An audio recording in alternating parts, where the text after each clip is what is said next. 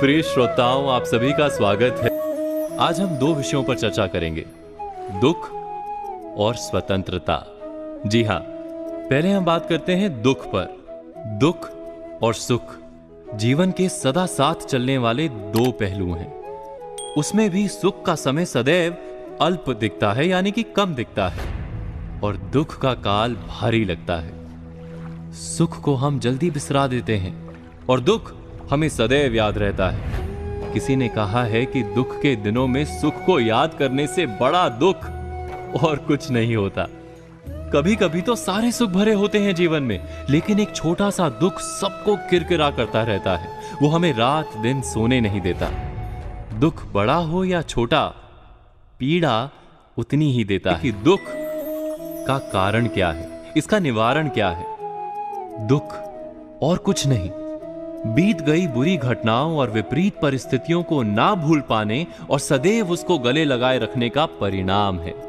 कभी कभी हम ऐसा भी करते हैं कि दुख को बड़ा करके उसकी छाया में स्वयं को बसा लेते हैं। कहते हैं ना कि जैसे हम शेल में चले जाते हैं। आइए एक उदाहरण से दुख को समझाने का प्रयास करते हैं। मान लीजिए हमारे पास धन पर्याप्त है, लेकिन हम एक सपना देखते हैं कि हम लुट गए हैं। आंखें खुलती हैं तो हम अपने को लुटी अवस्था के सपने में घिरा पाते हैं। सत्य है कि हम लुटे नहीं हैं, लेकिन स्वप्न का सत्य है कि हम लुट गए हैं। हम स्वप्न को यथार्थ और यथार्थ को स्वप्न मानकर जीवन को हमेशा एक गलत पटरी पर चलाए रखते हैं। संसार और जीवन का सारा दुख इसी तरह के स्वप्न जैसा है। कभी कभी तो हम 20-25 साल पहले लगी चोट या दुर्घटना को वर्तमान में स्थान देकर दुखी होते रहते हैं। एक मंत्र है, सुख को बनाओ मित, दुख ना राखो चित। जीवन को दुख से बाहर करने का एक ही तरीका है, सुख से मित्रता करो और दुख को मन में स्थान ना दो। उसे गले लगाकर ना रखो, मौका मिलते ही उसे उतार फेंको, नहीं तो वो सुख की हत्या करके एक पल आराम से जीने नहीं देगा।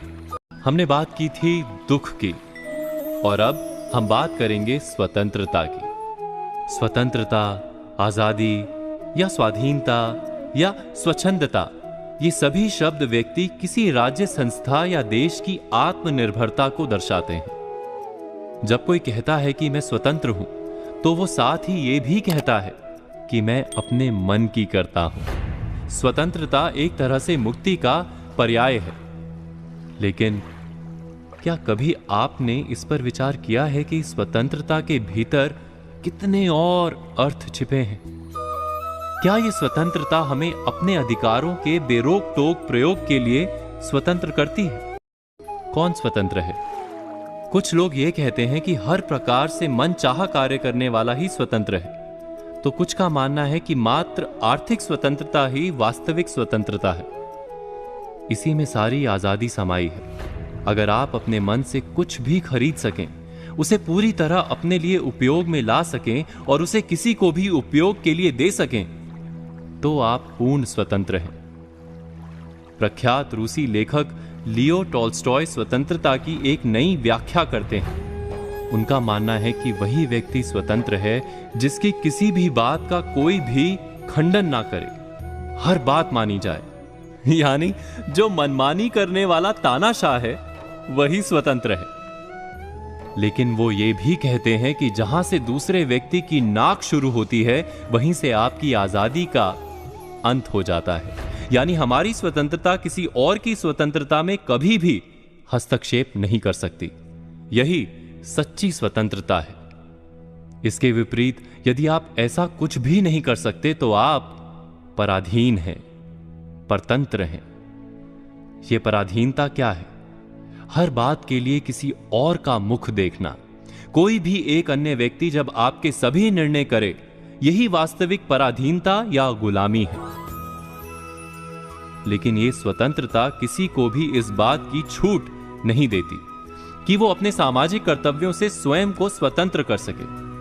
अगर कोई अपने दायित्वों से स्वयं को मुक्त करने को स्वतंत्रता कहता है, तो वो आजादी का पूरा मतलब ही गलत निकाल रहा है। इस स्वतंत्रता का गुण गाते हुए प्रख्यात हिंदी कवि राम नरेश त्रिपाठी ने कहा है, एक घड़ी की भी परवशता कोटि नरक के सम है, पल भर की भी स्वतंत्रता 100 स्वर्गों से उत्तम है।